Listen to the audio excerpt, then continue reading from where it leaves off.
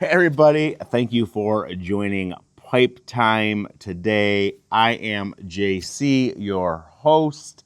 If you have not done so already, please subscribe to this channel. Like this video if you like it. Share it with everybody you know because I want Pipe Time to be spread all over the place, and I want everybody to know what Pipe Time is all about. Today I am here in a small little town called Hopkins in Michigan at a little park.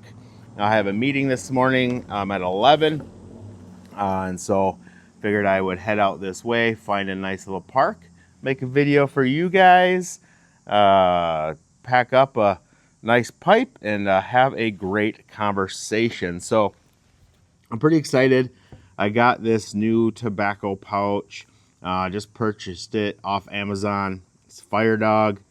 I can put the link down below for you guys if you're interested. But this is way better than my leather pouch. This is lined, as you can see.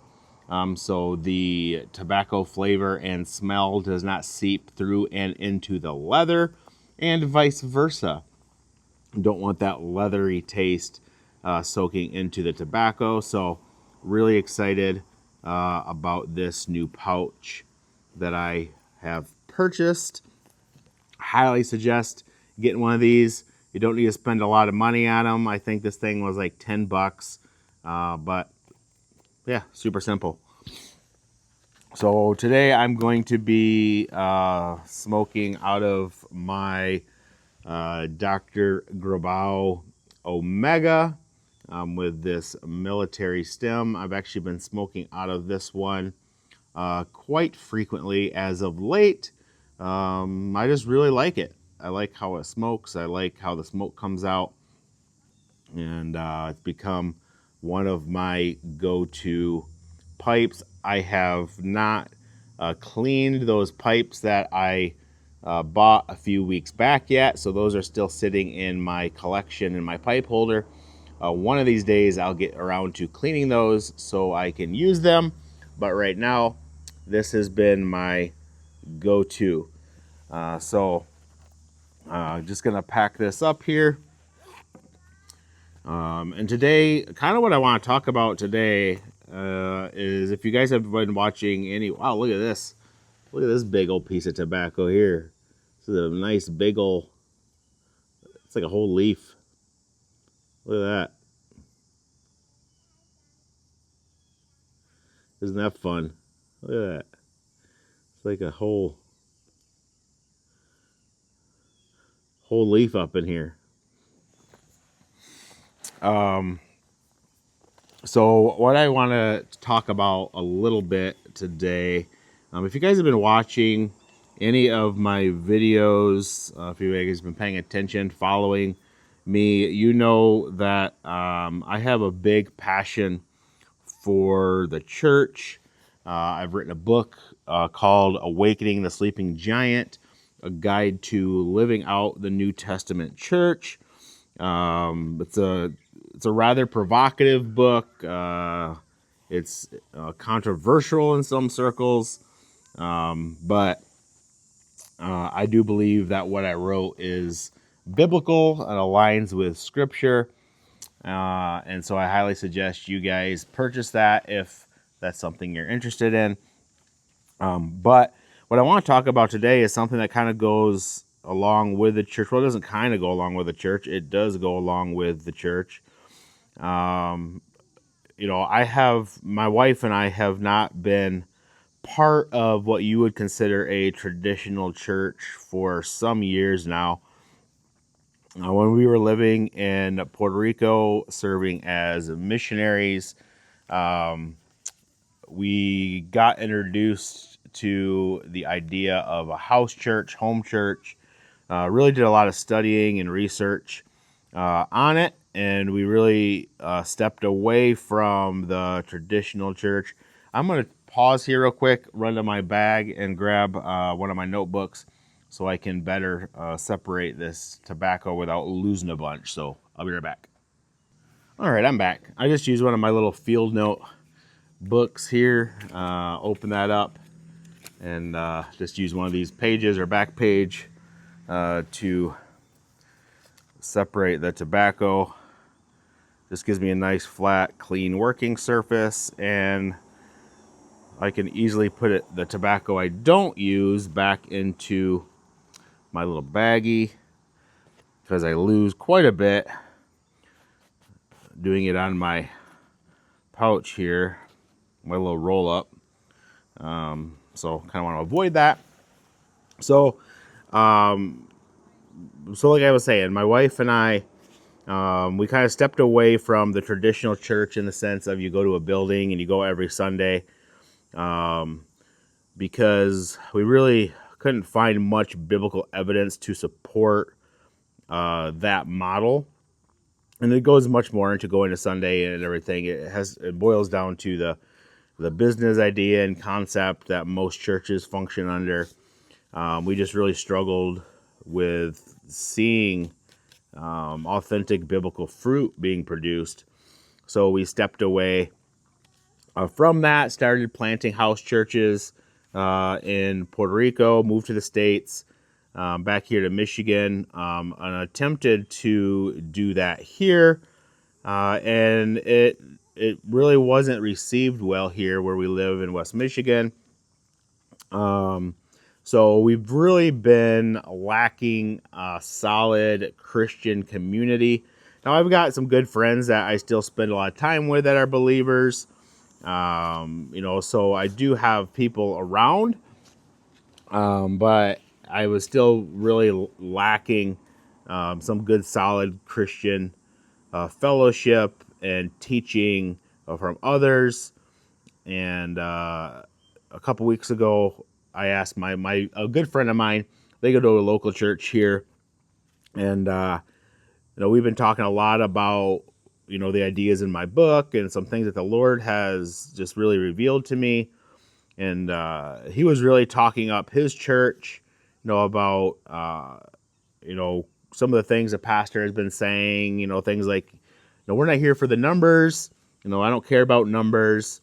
We're all about truth, and we want to make sure that we're preaching truth, and we don't care about the numbers, etc., etc. Now, mind you, this is I think I would consider this like a mini mega church. I don't think it's a mega church. I don't think they have like 10,000 members or anything like that. But they definitely have a few thousand, and so he was just really encouraging me to come check it out. And a few weeks ago, I asked my wife, said, "Hey, I'm really, lacking some Christian fellowship. What do you think about going to check out this church with our friends?" So she agreed. So she's like, "Yeah, I'm up for whatever." So we went to the church service, and from what I could tell, the pastor was teaching some really great stuff. You could tell he was educated. You could tell he did not have your typical North American mindset when it comes to the church. He moved here from, him and his wife moved here from overseas, I don't know, a few years back. And you could tell that he was definitely educated, and what he was saying was really, really great. But that's something like I want to make sure that I warn you guys of. Just because somebody says something, just because they're preaching it from the pulpit, doesn't necessarily mean that they believe it, doesn't necessarily mean that they are willing to do what it takes to achieve it. And it doesn't mean that that's how their church is actually functioning. But after the church service, I was like, man, that was good. It's like I really enjoyed it. I learned some stuff and genuinely considered, going back the following week. So the following week, actually, our friend's wife, she plays violin, and she's an extremely talented violinist. And she was going to be playing in the worship band the following weeks. We're like, oh yeah, it'd be great to go back and be able to see her and listen to her play and whatnot. So we genuinely considered it.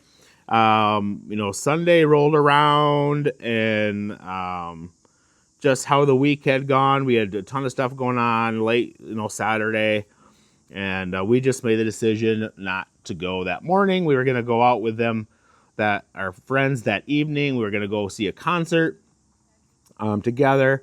So we figured we'd catch up with them at the concert and see how it went. This is only like her third time playing in the worship band there. They have not been going to this church for very long. And so we're like, oh man, how did worship go? And for about the next half hour, 45 minutes, she began to share with us how it went. And overall, her performance went fine. But what she began to explain to us, for me, was absolutely heartbreaking. And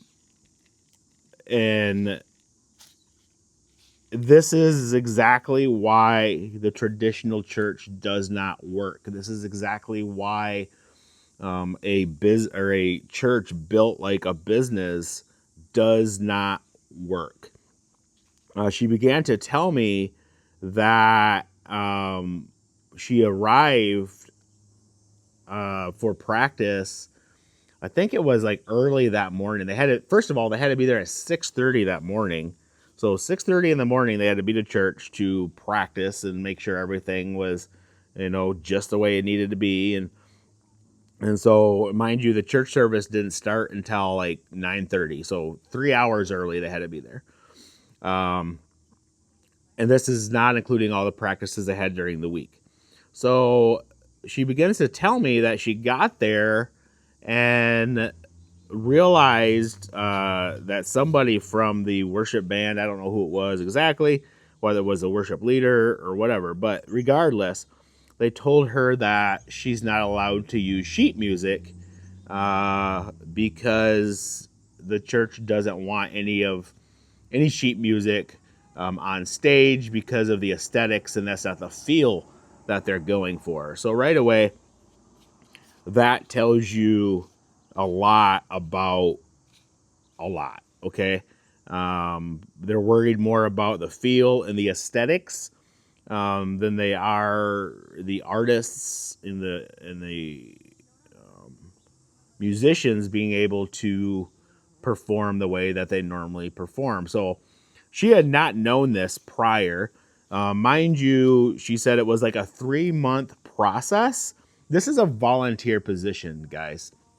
It was like a 3-month process to even become accepted in the worship band. They had to submit an application. They had to do an audition. Guys, this is for a church.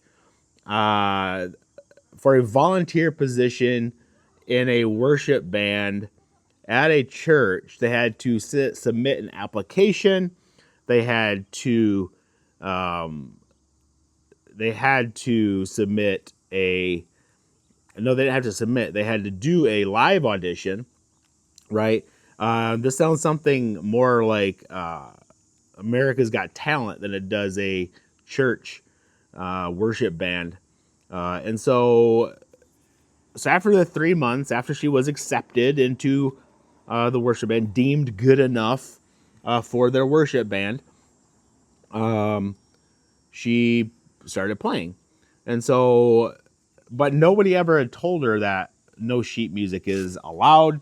Nobody ever told her that that's not what they wanted. So literally the day that she went to play, she found this out. And she's nervous as heck, of course, right? She had not prepared for this. She can play by ear. She knows how to do it. But she was not prepared to do that. And they would not let her have sheet music. She ended up talking to somebody and they're like, oh, well, what we do, is, we will, sometimes have an iPad on a stand, where we can put sheet music on the iPad, gives it a little bit more modern aesthetic, because that's what we're looking for. That's the feel that we're going for. We don't really want it, but we can allow you to do that. And so she's like, okay, well, I'll try that. Well, she gets Sunday morning, like during the church service, and there is no stand for an iPad. So she literally completely unprepared. And because she's a talented artist and a talented musician, she did fantastic.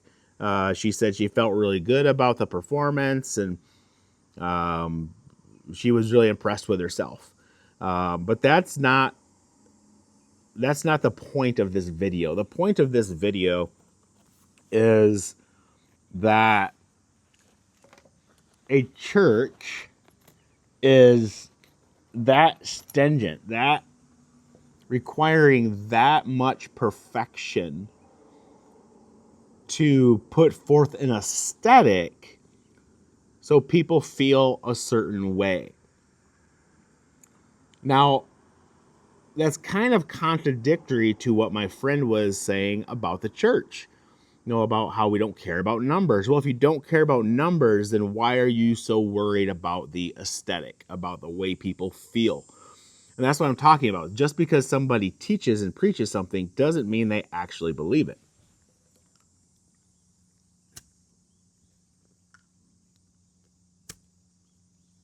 I'm going to light this up here, but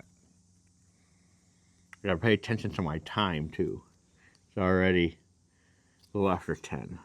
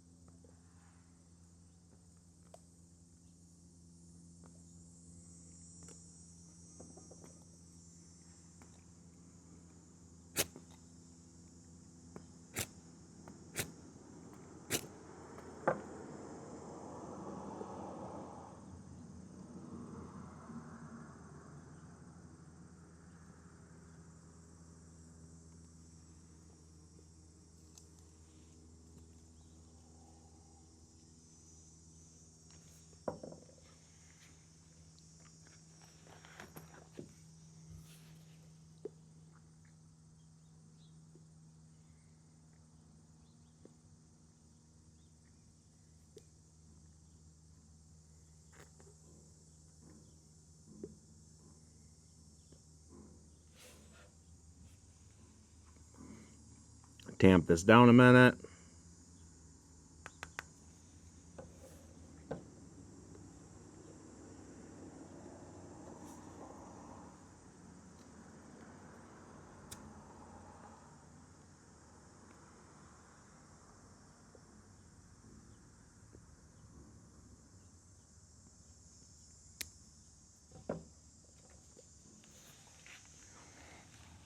So that is concerning to me when they do such a good job from stage that the audience or members or whoever's there actually believes that they don't care about the numbers, but yet there's such a strenuous requirement for worship. It's supposed to be worship. And that's actually something that I felt when we were there that one Sunday, is just how much of a production it felt. Even the worship leader, it felt produced, it felt fake, it felt like a performance. And that's exactly what it was.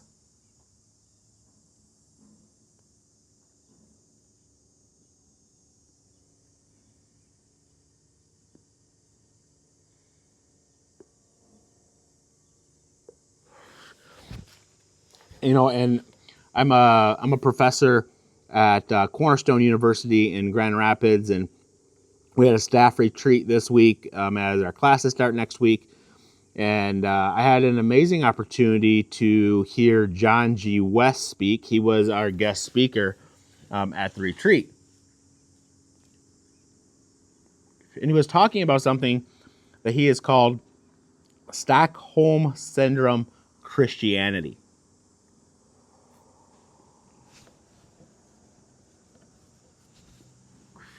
If you know anything about Stockholm Syndrome, it is this phenomenon where a victim actually starts sympathizing and empathizing with its capture.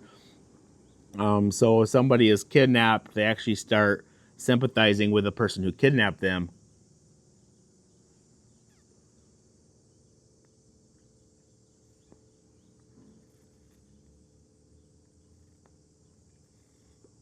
In severe cases, they actually begin to agree with and appreciate the person who captured them.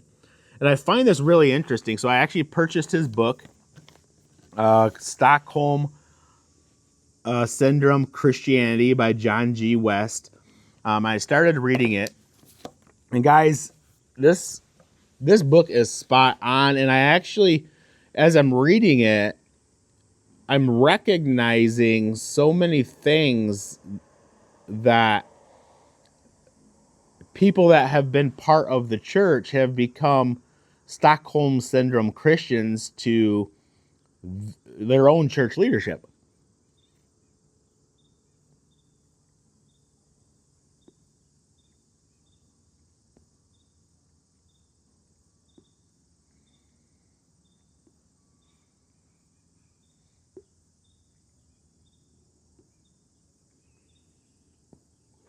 Just take my friend, for example. So, I was talking up this church, saying, like how much, like, they're not interested in numbers, and, they're all about the truth and this and that, and really talking it up, and, really encouraging us to come.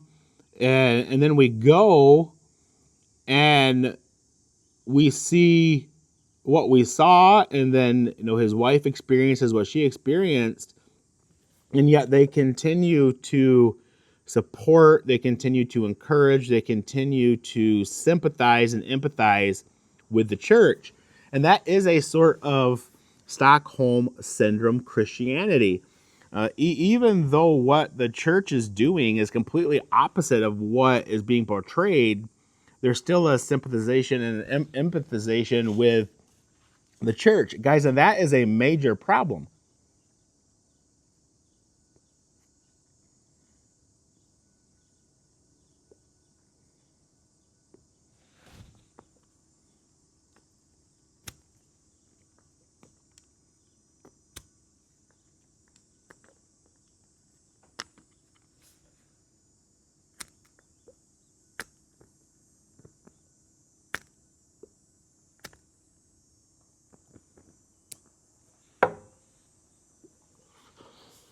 And that's what I've been up against here in West Michigan, is so many people fully supporting their churches, even though what they're doing isn't biblical, isn't aligning with scripture, and it's more in line with a business and how a business functions. But people just don't see it because they have this Stockholm Syndrome Christianity.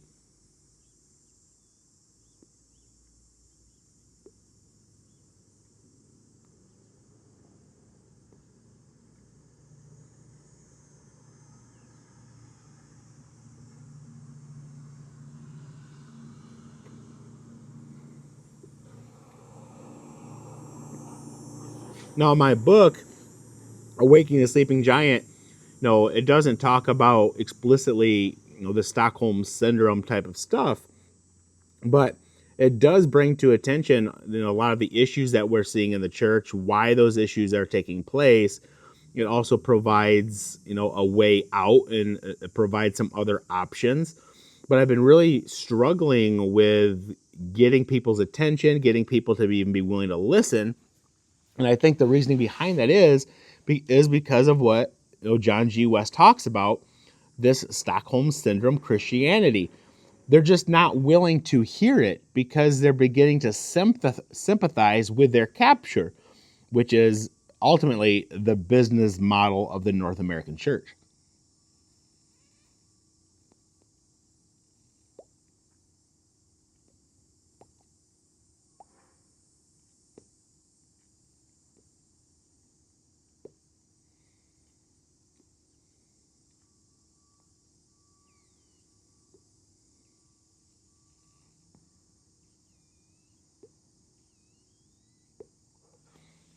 And that is one of the reasons that I've started the Ember Fellowship on Facebook, is because I really want a place and platform for us to discuss some of these hard truths, disciple one another in a biblical manner.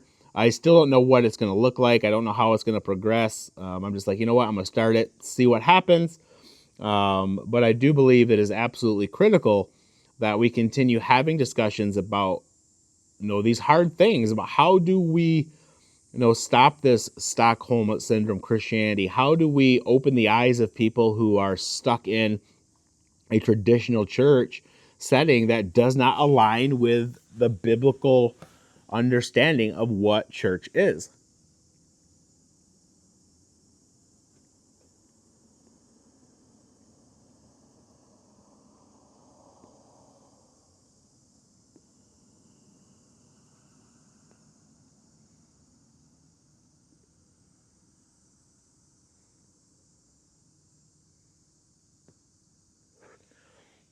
Because at this church I'm talking about, either one of two things are happening. Either the pastor is saying things that he doesn't really believe and isn't really happening, or the church leadership are not even on the same page.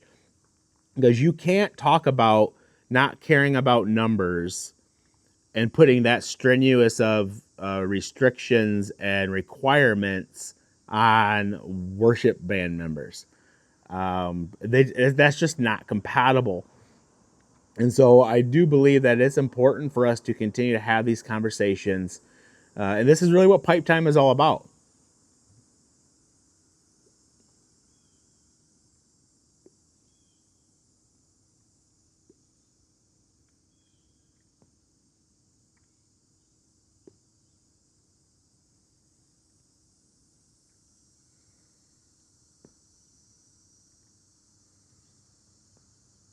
So I'll put a link down in my section there, my description section, for this Fire Dog tobacco case. And I'm also going to put a link down there for Stockholm Syndrome Christianity, because I believe this book is something that every Christian should be reading. I will also be putting a link down there to my book, Awakening the Sleeping Giant, a guide to living out the New Testament church, because I really think my book and John G. West's book really can collaborate well together. So thank you guys so much for watching this episode of Pipe Time. Please subscribe to this channel if you have not already. Like this video. Share it with your aunt, your uncle, grandma, grandpa, your pets, your goats in your backyard, everybody, so everybody knows what Pipe Time is all about. So, until next time, keep puffing.